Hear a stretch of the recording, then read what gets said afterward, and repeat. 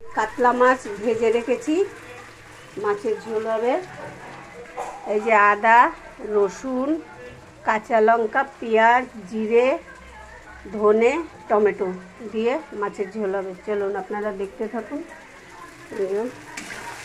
এই মশলা কষানো হয়ে গেছে।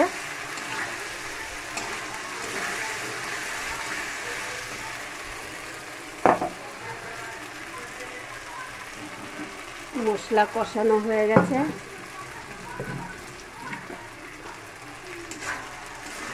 এখন চারিদিক দিয়ে তেল ছেড়ে দিয়েছে। এবার আমি পাশে একটু গরম জল বসিয়েছি, ওই গরম জলটা দিয়ে দেবো।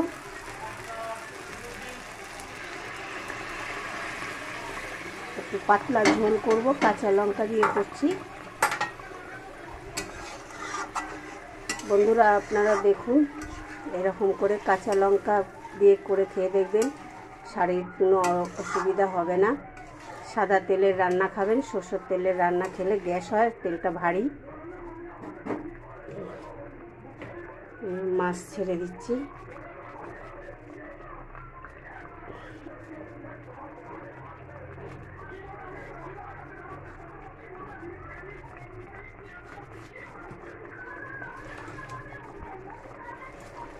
এই কাতলা মাছের ঝাল।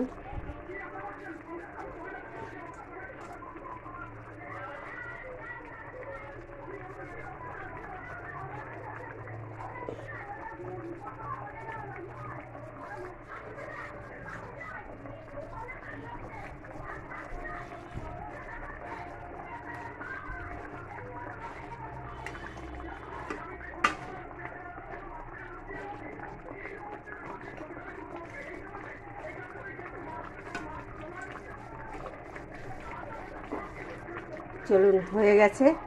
এরকম পাতলা ঝোল করে খেয়ে দেখবেন।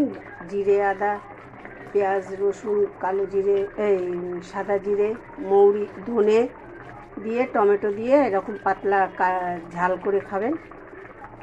সাদা তেলের রান্না, পেটের কোনো প্রবলেম হবে না। আপনাদের যদি ভালো লেগে থাকে লাইক, শেয়ার, সাবস্ক্রাইব করে দেবেন। আর জিয়া রান্নাঘরের রুমা হয়ে গেছে।